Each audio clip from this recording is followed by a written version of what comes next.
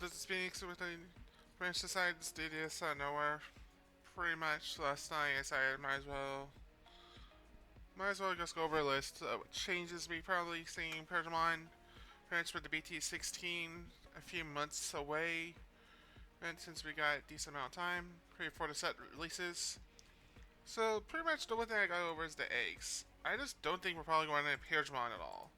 Like, we'll probably run it to go with the new stuff like the V-Mons and the Wormmons in this case. With us probably not running the Wormmon, probably eating the bills is what I'm thinking. Since we pretty much actually can use Evolve Zero for Demi if you want to. The eggs are alright for the other colors. While this version has 2 or more colors, it gains 1 TP for the Demi. It's alright though, but we have the jamming, draw 1 when attacking for eggs. Besides, if you have green Digimon play, draw 1 for the 2 color one for green. I'm not sure what the eggs are right now for red purple since I don't play that version. Well, this next selling the Minamon. So this Digimon deletes the opponent's Digimon battle. Digimon has 2 more colors, gain 1 memory. It's alright. It's pretty much actually for deck. For the newer stuff, but it's not for the... If you're trying to just... You could probably substitute it. Probably over the V-Mons, probably, if you do that, since most of your colors see off of it either way. So it works out. Especially the Wormmons in this case. Next on let's go over the first 3 here. These are the 3s I actually think eating them can really run together. At all. The V-Mons. It dissolves 0, permanently 0 instead of for evil cost of 1 for blue, purple, or green. Next on when your Digimon is played or dissolves, a Digimon is green or has the free trait, gain 1 memory. So most of the red purple I looked over twice, this is my second take. And so most of them are free, so you're able to use it and it gains plus 2 TP. For Heritage. So most of your stuff can actually attack for 10k DP guaranteed for level 5s for your DNA stuff. Next only, we got the Davis again.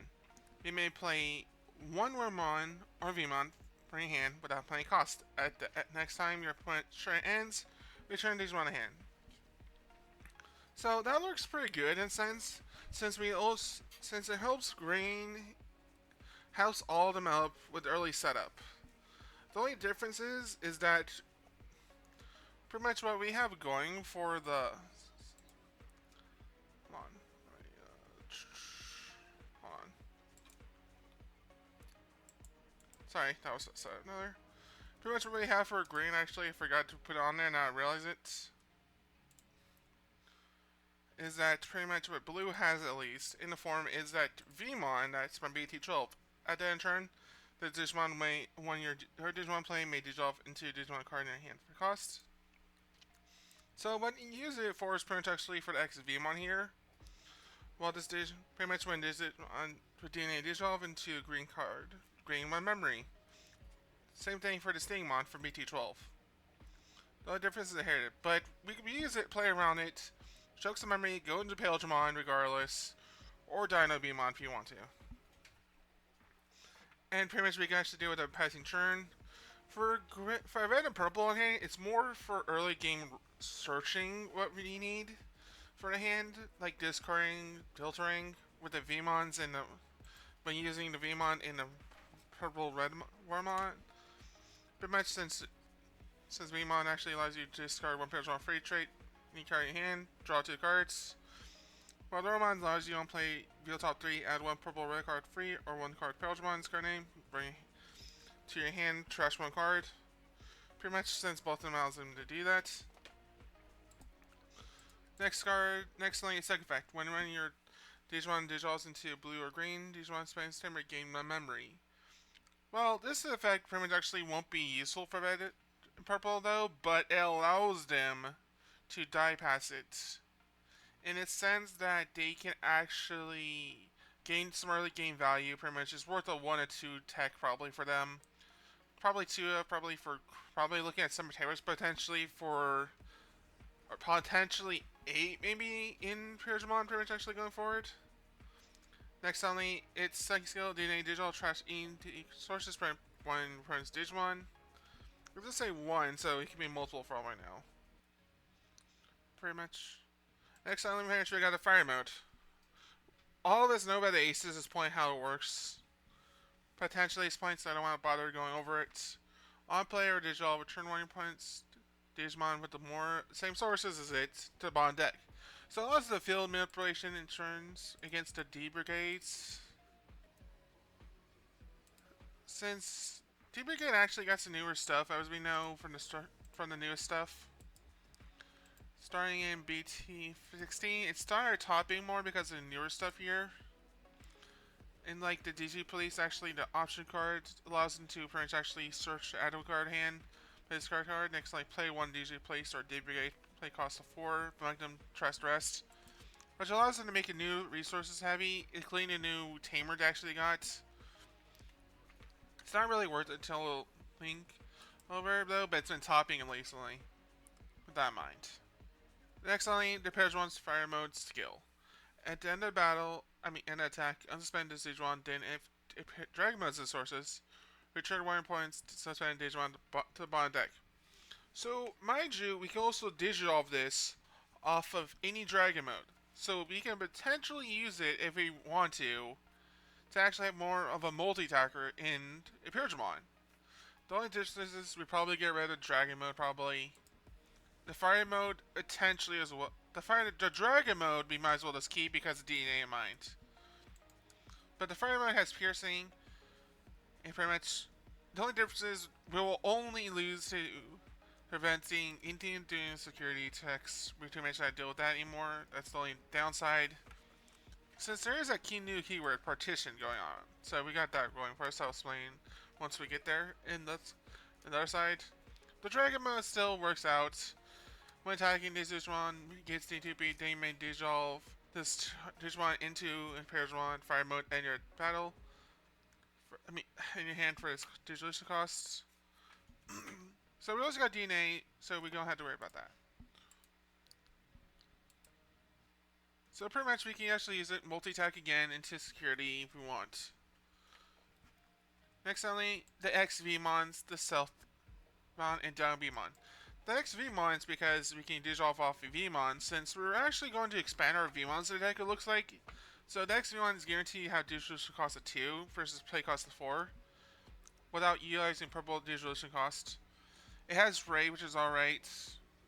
On play or dissolving when your Digimon can't be deleted in battle until your opponent's turn, so it can crush the security or it can't be destroyed by any red option cards that allow them to destroy cards while having Heritage against DPB. So mind you, this potentially gives us a 12k DP body for our level 5's DNAs going forward. Next on Southmon, it is an option we can run. When dissolving or when attacking, you may choose one of your Digimon to delete 1 point to same. With DP of less than equal Digimon. It hits decent here. It's a decent resolution effect that helps us on approach. It may dissolve all Vmon, which is the easy part since we're probably going to run more Vmons. Like, we still got the secondary option for red, purple being a form of the Shadron promo. You may play 1 Vmon or Wormmon franchise suspended without paying play cost, and it does all 2 or 4 months, so we still got that going for us. And next finally, the Diamond Beamons, the partition keyword. So when Digimon now get deleted in with leave battle or effects or in battle, you may place 1 each card without paying their cost. So it allows them to go back to DNA easily from now on. This one also has Raid, which is pretty good. At DNA Digivolve, you may play 1 level 5 or lower Digimon with the free trait for any trash without paying the cost.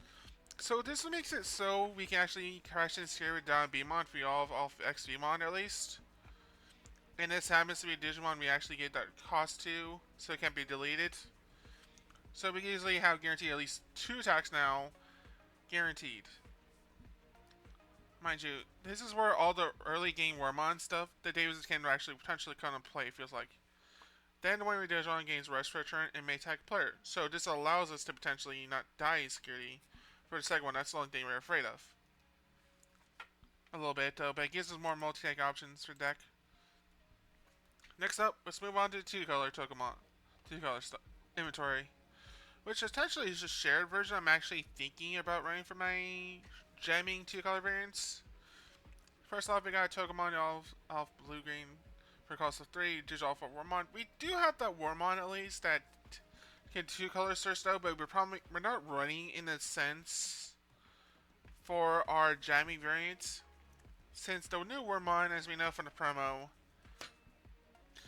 is just a lesser extent of the BTA 2 color search to wheel top 4, add 1 to your hand. It lowers it says it's 3 though, but allows us to add a blue, one green or blue card to on our colors. And one time card with Ken, so that's still an option while DNA Digivolve and turn, so that gives us no option for extender. Pretty much this is an excellent. It's inherited when opponent's Digimon can spend and trash Digimon card of one their Digimon, then when their Digimon no sources can attack or block till end of turn. So this also gives us an option against Brigade if we really need it as well. Since most of the rare bodies not many rookies, pretty much actually, and we still got to worry about the Lus, mind you. The Lu I'm specifically talking about is the one from the promos that we got.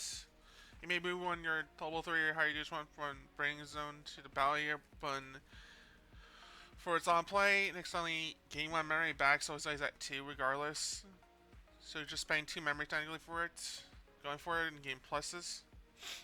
Next only we got the Tekken I'm actually thinking about running. You may Invincible Dragon immunity for a play cost of 3. You may play 1 X Vmon or Stigmon for a hand what pin the cost. Then 2 your Digimon may Digivolve and 2 Digimon card in your hand until the end of your opponent's turn. The Digimon DNA Digivolve can't be deleted at battle and gains blocker. So, mind you, we probably won't be using this for our Stigmons, mind you, too much. Since we got the Stigmon pretty much running at 3 from like ranges of 2 to 4 most of the time in the deck. Depending on which ratios you're actually doing or just doing a balance 3 of each. Pretty much since we can play across the 3, mind you, if you have blue in play. I went over to my Twitter a little bit. Pretty much, but we can actually use it to bypass the Vmon stuff. Pretty much, and we can also avoid playing costs of 5 to play a Vmon, DNA, Yalve into 1 card, and just start doing that. So we got that going for us, and as long as we have an end of turn DNA Digivolve inherited, mind you, we can also DNA into Imperialdramon or Dino Beammon if we feel like it. So that's still an option. We can bypass the restriction more. And excellently, as well as secret effects already decent. You may play 1 Beammon or Wormmon for a hand trash by paying the cost, then discard your hand. So it allows us to set up, get a search in if we need to, or put a jamming Beammon. And excellently comes with the GOAT of the deck that gives our second Transdamage going forward, in my opinion. It has Partition, which is already needed. Next lane, with Digivolve, suspend all your opponent's stage 1 with as many or fewer sources than this card has. It's guaranteed to always have DNA'd. To always have minimum at least 2, potentially 4, to potentially 5 if one of them was raising. So that's already good enough. Then in DNA Digivolve, all your opponent's Digimon cannons unspend until the end punch turn. So basically, it prevents them to have to rely on DNA Digivolve or using option cards that allow them to unsuspend themselves. Next, attacking. Suspend when your opponent's unspend Digimon. Then expect to spend a Digimon, you're allowed to unsuspend it. So it allows us to get the multi-attack going on. So pretty much you have 2 going forward, guarantee potentially 4 multi-attacks permanently going forward. And externally, pretty much actually comes the fair list, I'd like to say. The Digimon Dragon modes. One of your Digimon, opponent's Digimon, or Tamers can't unspend until the end of the turn. Then by spending 1 opponent's Digimon, the Tamers unsuspend 1 of your Digimon. So it allows us to potentially do that. What I like to call a BT12 move, pretty much unsuspend upon Yalving. But your opponent's guaranteed not to have Tamer potentially, depending on how early this game is. Next line, it's skill. When opponent's Digimon play a Digivolve by effect. If you are a Tamer, this Digimon may Digivolve to Imperialdramon Spider mode in hand without paying the cost. If we're doing that at that point, we might as well just going straight for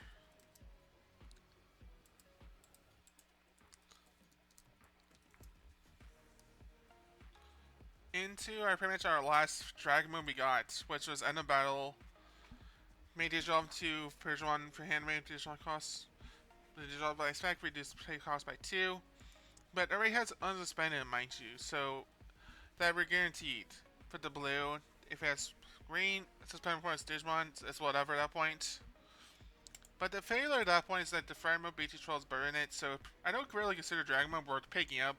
I will just pick it up if you want to, that have future-proof Dragon Mode for decks actually that can potentially be easier. Next, selling the Wormmon. If it's your turn, one man Digimon to level 4 Digimon with the Insect or Fair Trade Fan, the Digimon is reduced by 1. It is an option a bit, since it can Digivolve red and purple. Pretty much actually it has the red. Of course, we can Digivolve off for the Vmons, mind you, so that's also an option. When attacking, suspend my opponent's Digimon. It's not really a thing. We're probably going to go for red, purple, I feel like. It's like whatever in that case.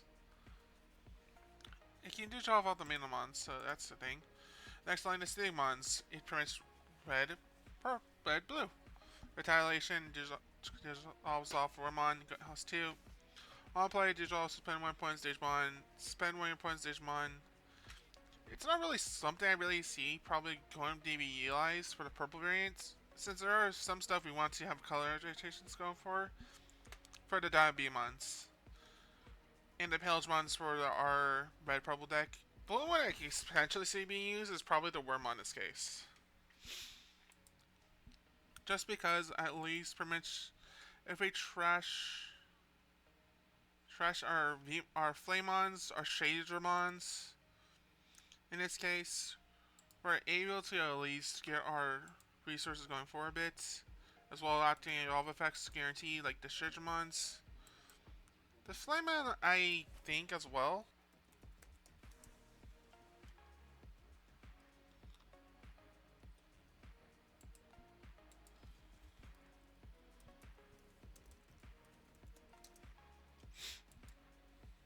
Oops, I meant Flaredramon. I don't know why the heck I said that.